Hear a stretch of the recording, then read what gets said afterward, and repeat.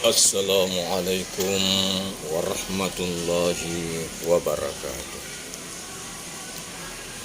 Alhamdulillah, alhamdulillahi nahmaduhu wa nasta'inuhu wa nastaghfiruh wa na'udzu billahi min syururi anfusina wa min sayyiati a'malina.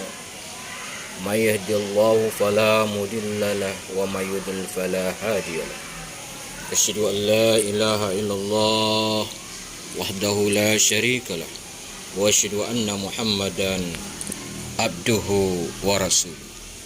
Allahumma salli ala sayyidina Muhammad wa ala alihi wa ashabihi al-mujahidin li iqamatid din. Amma ba'd. Ayyuhal hadirun, usikum wa nafsi bitaqwallah faqad fazal muttaqun. Ya ma'syiral mu'minin rahimakumullah. Marilah kita bersama-sama panjatkan puji dan syukur kehadirat Ilahi Rabbi yang telah memberikan rahmat dan inayahnya sehingga kita dapat berkumpul bersama-sama untuk menunaikan perintahnya, menjauhi daripada segala apa yang dilarangnya, yang senantiasa insya Allah kita bisa ikhlas dan istiqamah. Mudah-mudahan rasa syukur itu kita dapat manifestasikan di dalam kehidupan kita sehari-hari sehingga kita menjadi hamba Allah yang selalu mensyukuri nikmatnya. La in syakartum la azidannakum. Barang siapa yang mensyukur nikmat Allah, maka Allah tambahkan nikmat kepadanya. Tak lupa pula salawat dan salam atas junjungan kita Nabi besar Muhammad sallallahu alaihi wasallam. Biqaulina Allahumma salli ala sayyidina Muhammad wa ala ali sayyidina Muhammad. Mudah-mudahan di hari kiamat kelak kita mendapatkan syafaatnya. Amin amin ya rabbal alamin. Saudaraku kaum muslimin rahimakumullah. Mungkin kita manusia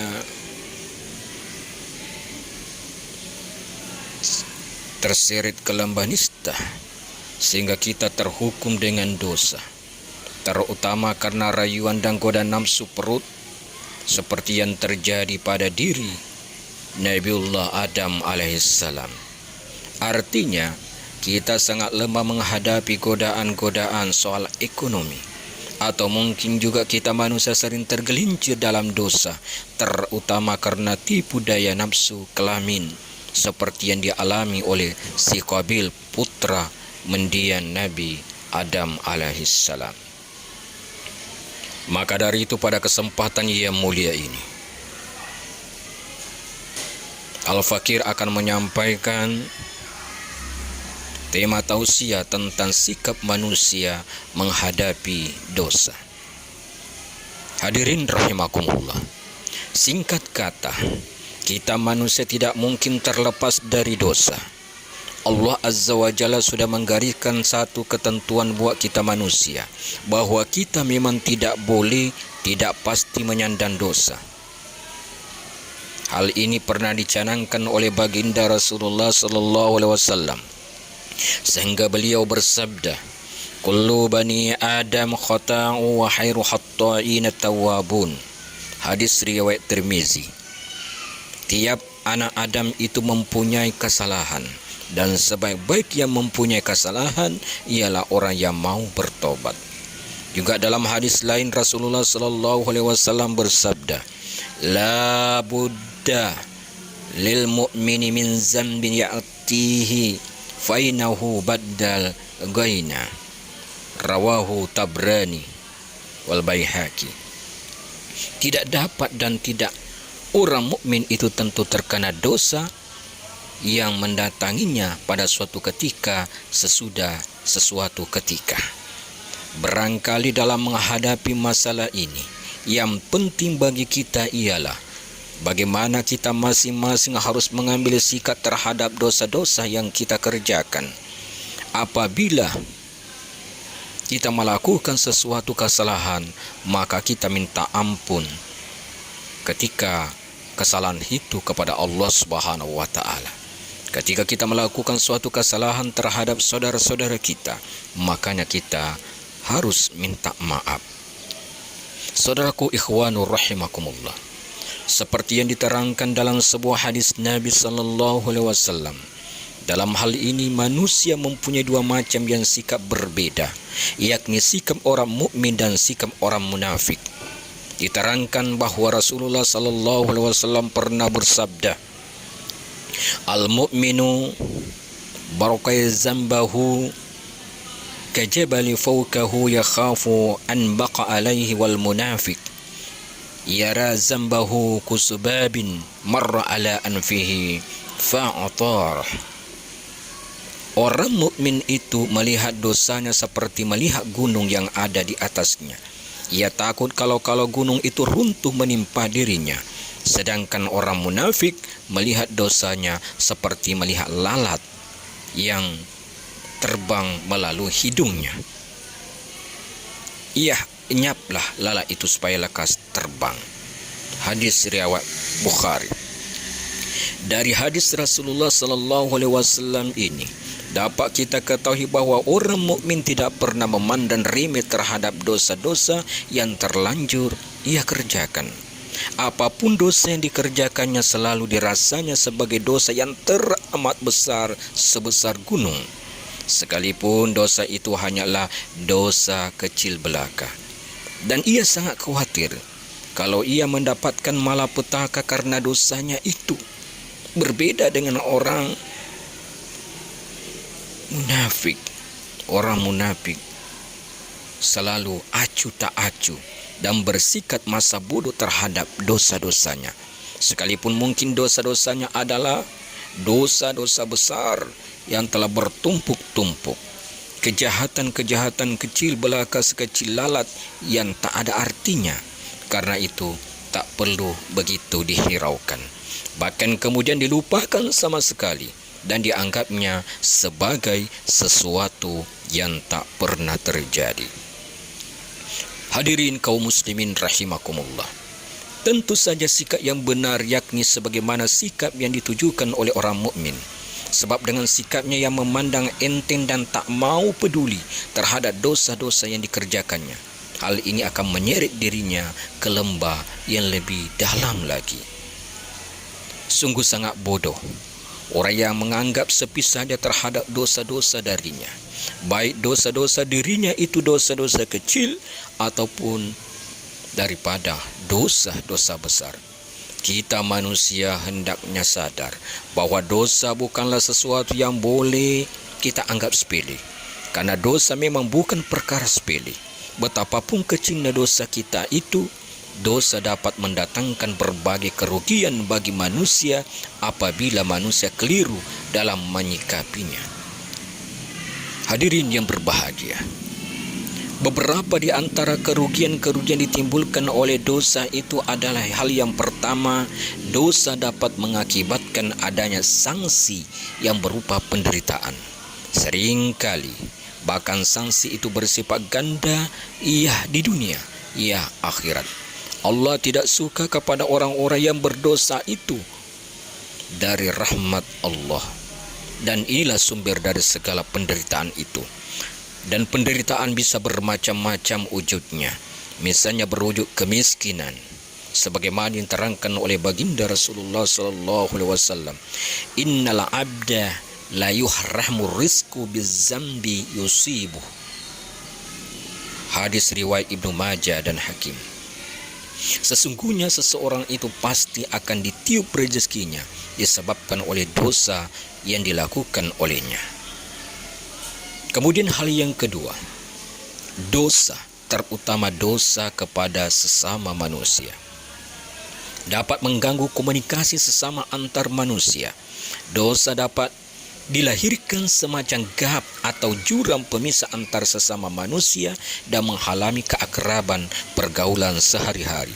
Semakin banyak atau semakin besar dosa itu dikerjakan seseorang, semakin besar dosa itu dikerjakan seseorang. semakin terpencil pula ia dari pergaulan masyarakat.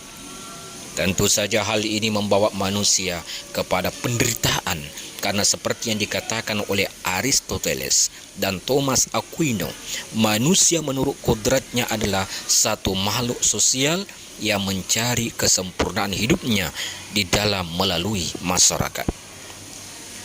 Kemudian hal yang ketiga, dosa dapat menimbulkan kegelisahan batin dan menghilangkan ketentraman hidup.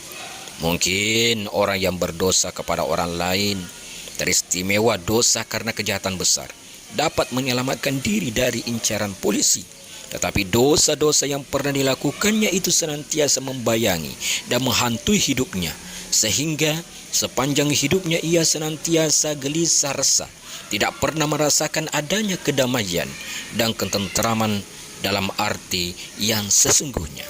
Ia khawatir jangan-jangan tamu yang datang itu polisi. Rahasia yang akan menyergap dirinya. Hadirin yang berbahagia.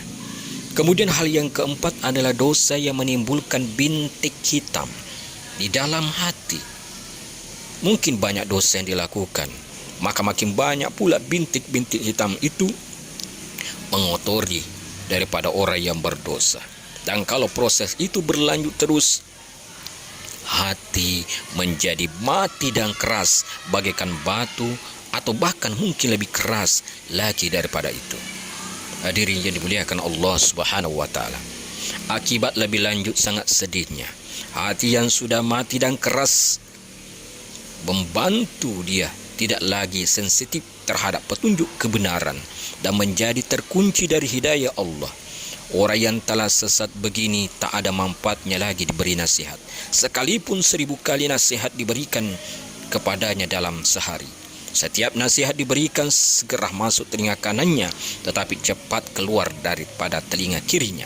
Atau nasihat dapat tinggal bersemayam dalam lubuk hatinya. Orang semacam inilah yang dikatakan dalam Al-Quran, Innal ladzina kafaru sawa'un 'alaihim a'anzartahum am lam tunsiruhum la yu'minun. Khatamallahu ala qulubihim wa ala sam'ihim wa ala absarihim ghishawah. Sesungguhnya orang-orang kafir sama saja bagi mereka. Kamu memberi peringatan atau tidak, kamu beri peringatan kepada mereka juga begitu-begitu saja.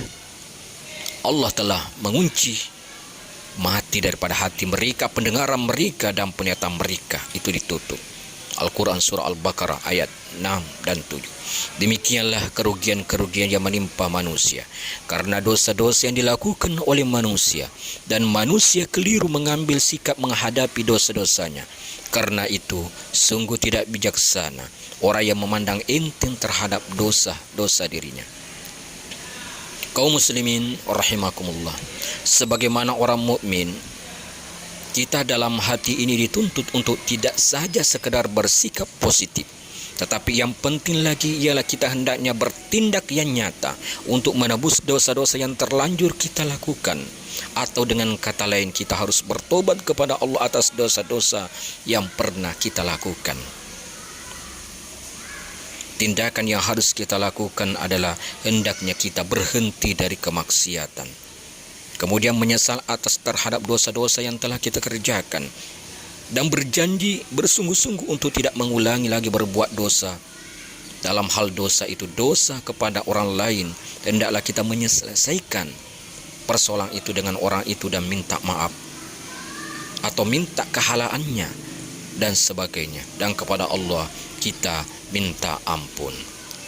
Astaghfirullah Rabbal baraya, astaghfirullah minal khataya.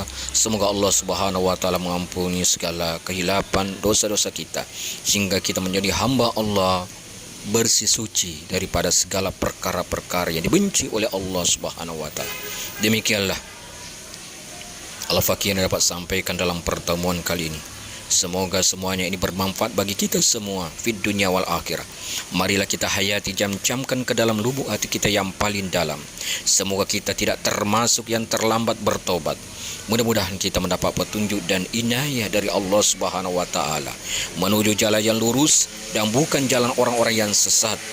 Untuk itu marilah kita berdoa bersama-sama agar senantiasa mendapatkan rahmat dan kasih sayangnya. Amin. Wa ja'alallahu wa iyyakum minal mu'minin kamilin warhamna wa iyyakum birahmatil azim wa dahalana wa iyyakum ilal jannatin na'im. Billahi bin sabil haq wallahu muwaffiq ila aqwamit thariq. Summa assalamu wassalamu alaikum warahmatullahi wabarakatuh.